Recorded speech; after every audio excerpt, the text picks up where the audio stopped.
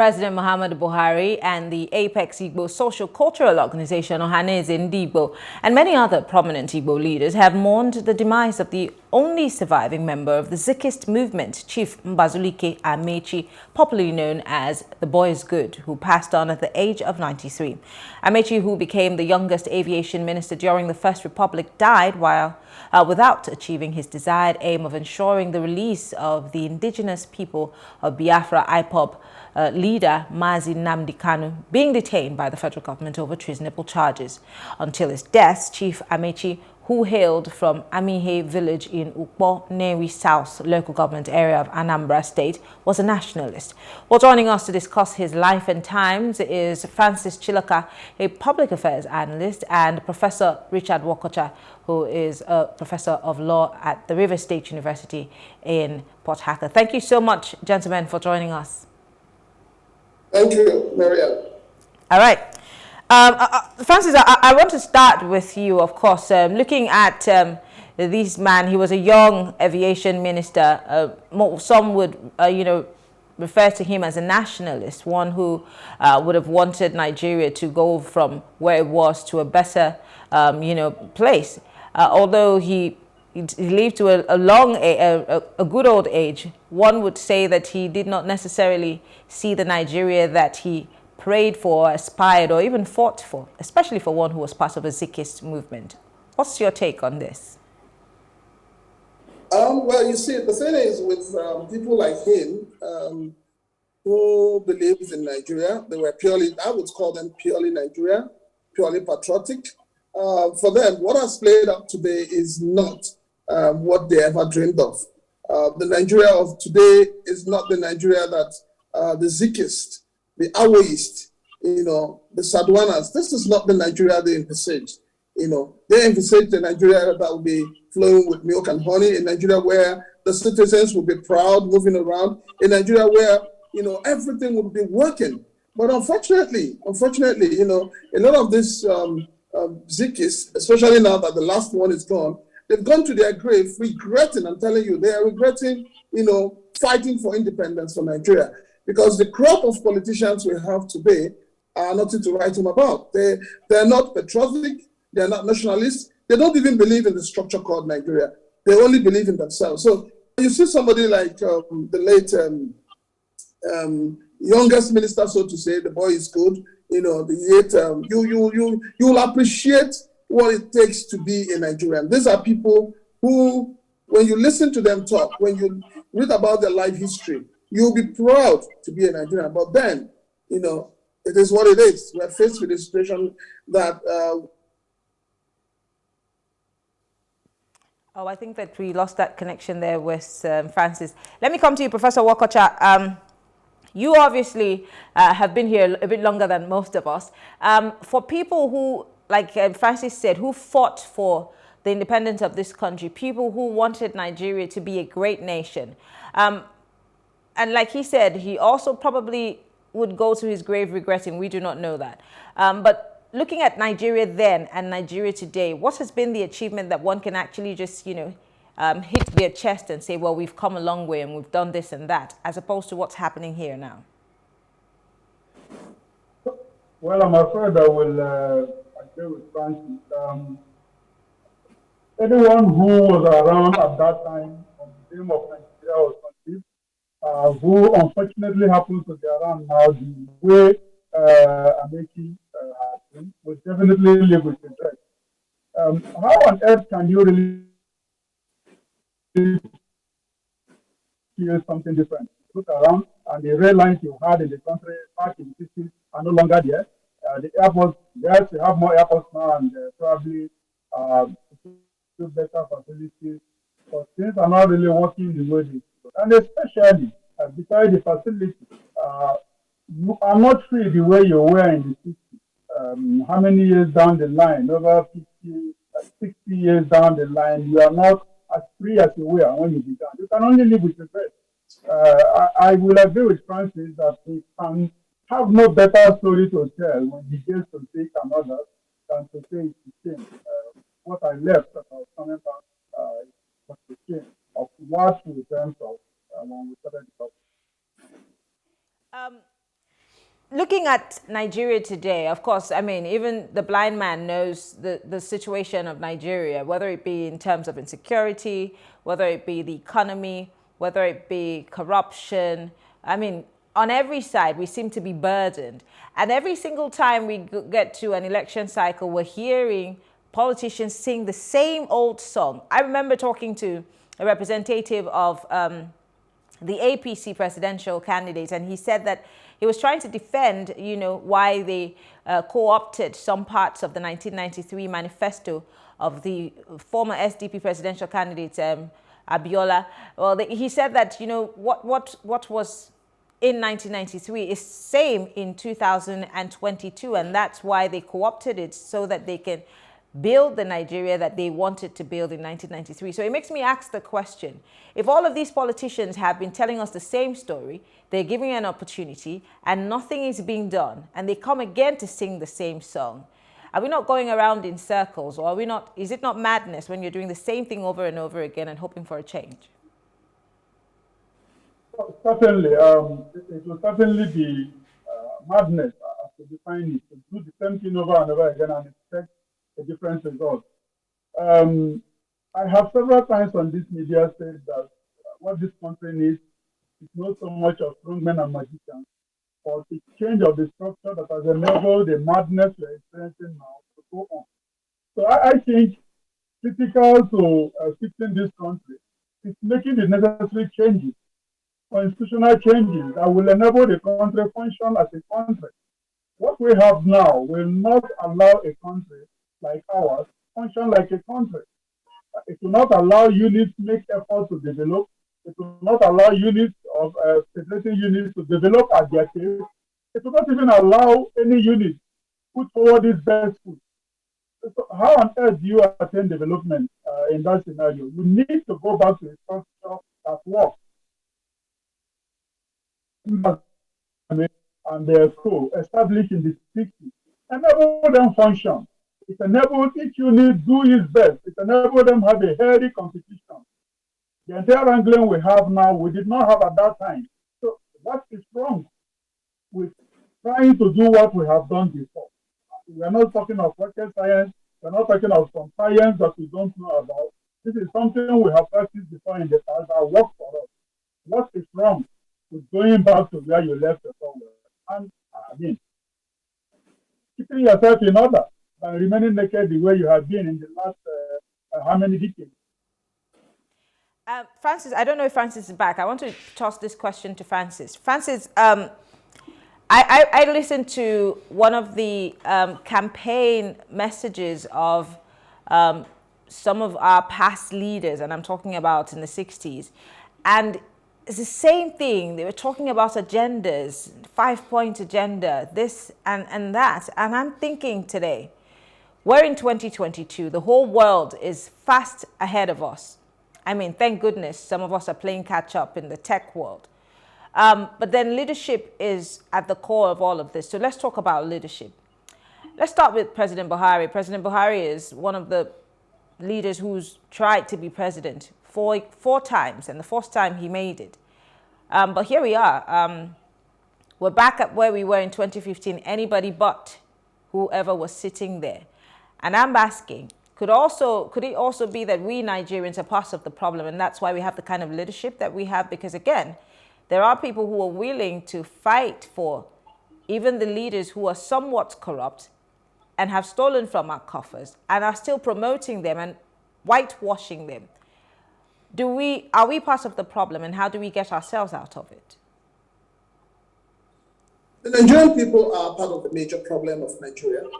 And I'll say that with all sense of responsibility, because Nigeria has become a country where the people will respect you, will give you chieftaincy title, will elevate you the moment you get into government office and steal money.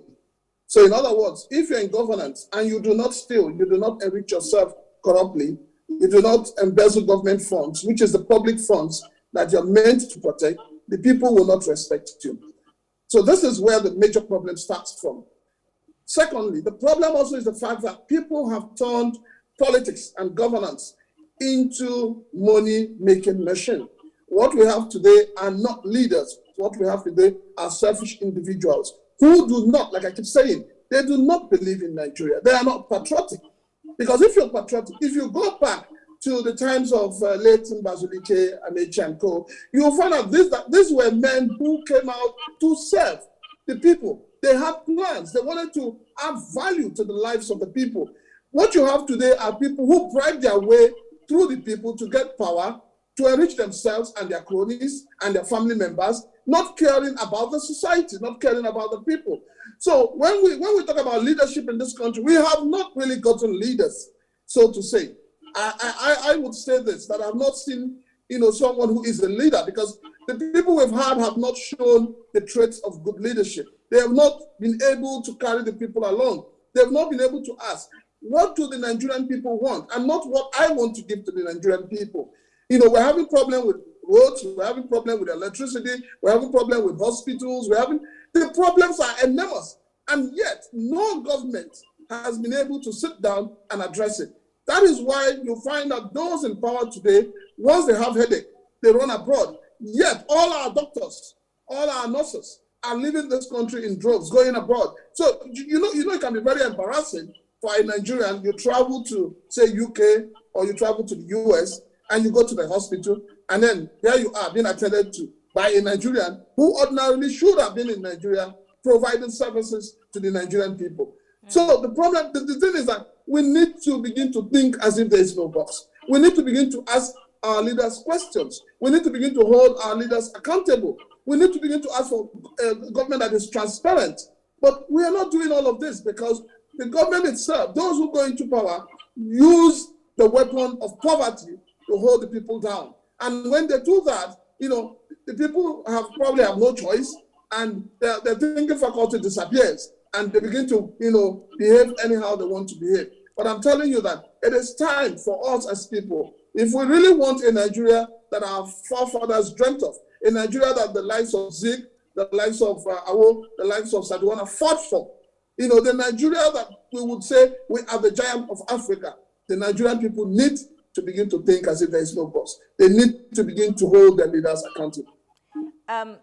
I like that you took, my thoughts already, because I was going to talk about the fact that, you're saying that we need to hold our leaders accountable. Yes, yes, yes. We talk about this every day. The media is, always trying to get people to see that accountability, is very important, so that our leaders will know that they're there to serve us as opposed to serving themselves. But you also mentioned the fact that poverty has been weaponized. It brings me to the issue of elections, vote buying. Now, we've seen that INEC has, one way or the other, with the new Electoral Act as amended, tried to plug some loopholes with the beavers. And so the only available option that can be explored by corrupt politicians is vote buying, whether it's before the elections, during the elections, or even right now that they're campaigning. So poverty is weaponized. How do we maneuver around that? Because there are people who also believe that their votes don't count. Why are we even saying anything? These politicians have soldiers, they have policemen. What do we have? Nothing. How do we begin to change that mindset? Just as you said, we need to start looking towards that Nigeria that the Ziks, of this world dreamt of. But then again, we need to still talk about the mindsets. How do we go about this mindset change? If there is any such thing as a Nigerian dream, how do we get people to believe in that dream, if there's one in the first place? And where do we start? I believe in the Nigerian dream, and I believe that there are a lot of people out there who still believe in the Nigerian dream. I believe also that, the people, the sovereignty belongs to the people. It is left for the people to wake up from their sleep. Nigerians are sleeping. Nigerians need to wake up from their slumber. Nigerians need to think, because look, let me put it this way. If somebody gives you 5,000 naira, and ask for your vote, in 4 years' time, he has not done anything. He has not brought any form of development. He has not provided any form of infrastructure to you. So the 5,000 he has given to you doesn't make sense. And this is where the problem lies. The problem lies with, the youths. And I put this on the table of the youths. It is wrong for any Nigerian youth today to believe that their votes do not count. Their vote counts. If the votes don't count, politicians will not be buying votes. That is one. Two, if the votes don't count, nobody will be hiring thugs to fight for them. So we need, you see, the circle we have right now is that we have a system that protects the thieves, that protects the corrupt politicians without protecting the people. So the IG has a lot of role to play in this coming election. We need to withdraw security men from these politicians. You cannot be a politician asking for my vote and you're moving around with armed policemen harassing people. These policemen are meant to protect the people. And we need to ask the IG to do the needful. This idea of having policemen carrying bags, carrying everything for politicians has to stop. It is until we stop this attitude of making people look greater than they are, looking more than they are, things will not work. The Nigerian people need to ask themselves, what do we want as a country? What do we want as a people? How do we want to get to the next level? People are talking about technology. People are talking about going to space. And here you and I, we're still here talking about what? Vote buying in this 21st century. We're talking about somebody bribing you 5,000 naira. We're talking about somebody going to look for where to snatch ballot boxes. We're talking about where people are used as thugs in this 21st century. We need to reason with ourselves. And this election that is forthcoming is an opportunity for every Nigerian to be involved. Whether you're a religious leader, whether you're a teacher, whether you're a student, as long as you're 18 years and above, you have a right to be involved in the electoral process. When the totality of Nigerians are involved, you will see that a lot of things will change. And finally, I need to also tell the elites, it's not we should not be allowing people to decide for us who to lead us. Because what you notice during election period is that the elites don't come out to vote. They all sit in their houses drinking beer and catching fun. But we need to have them out there. They need to get involved in the electoral process. Okay.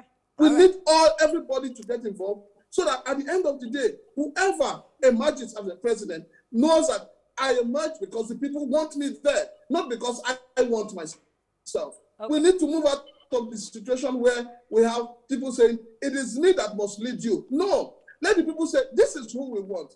And the only way the people can get who they want is when they participate. Okay. All right. Actively in the electoral process. All right, let me come back to you, Professor Wokocha. Let's talk about the law.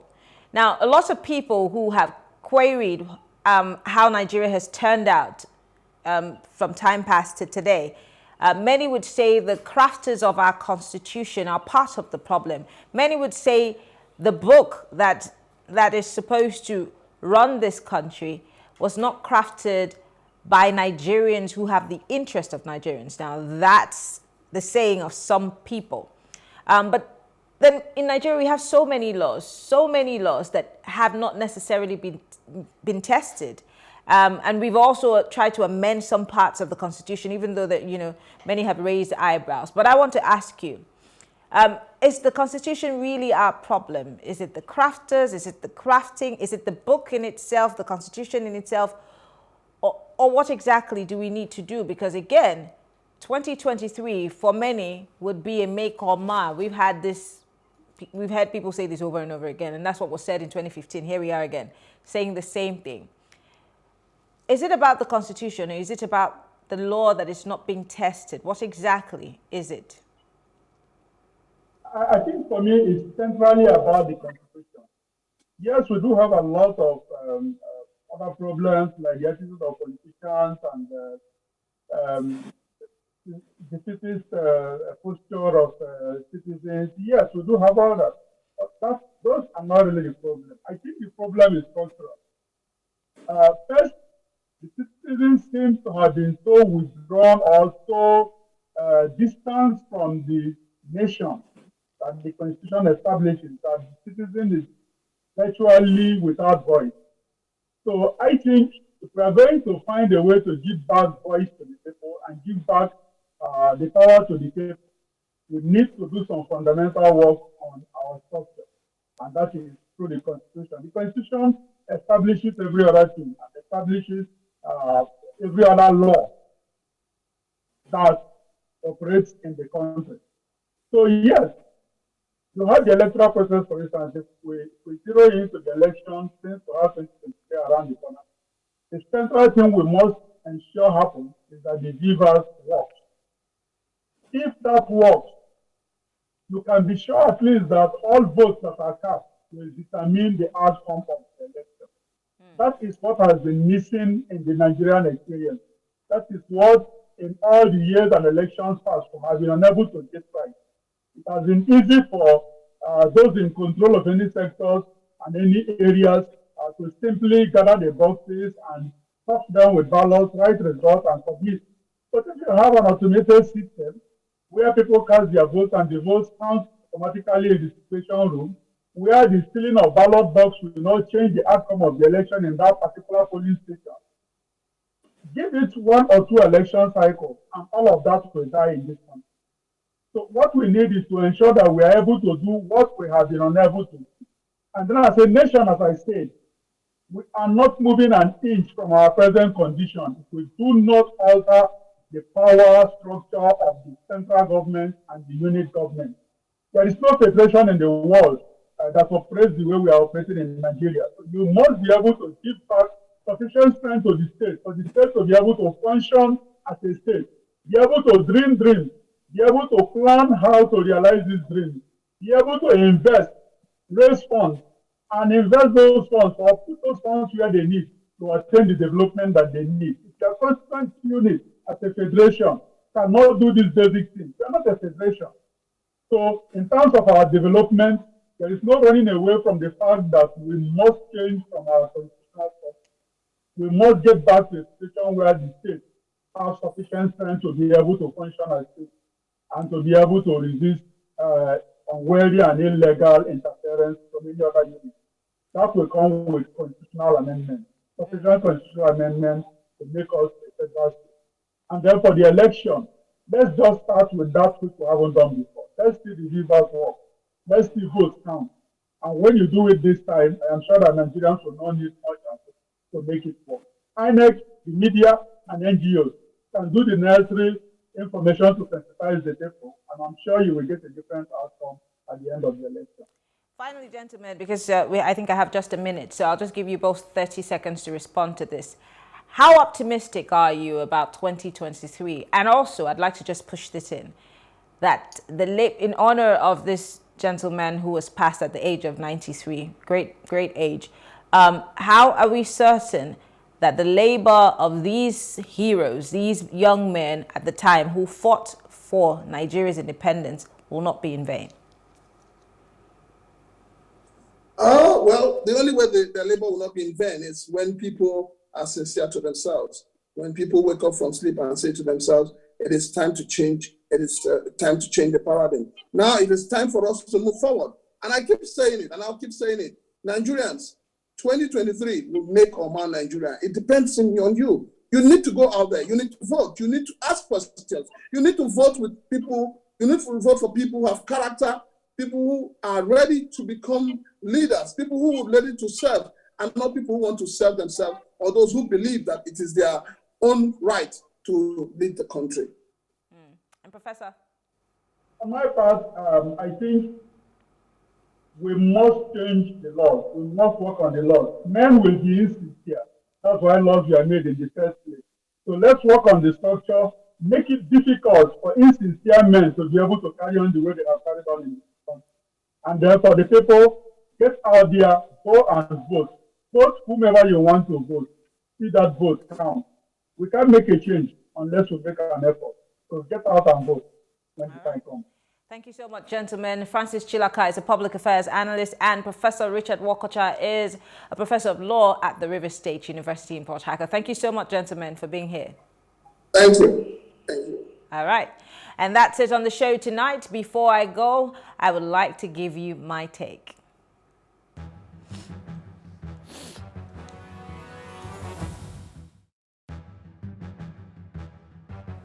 Here's my take. Now, there's a reason that most functional democracies around the world function with two main ideologies, you know.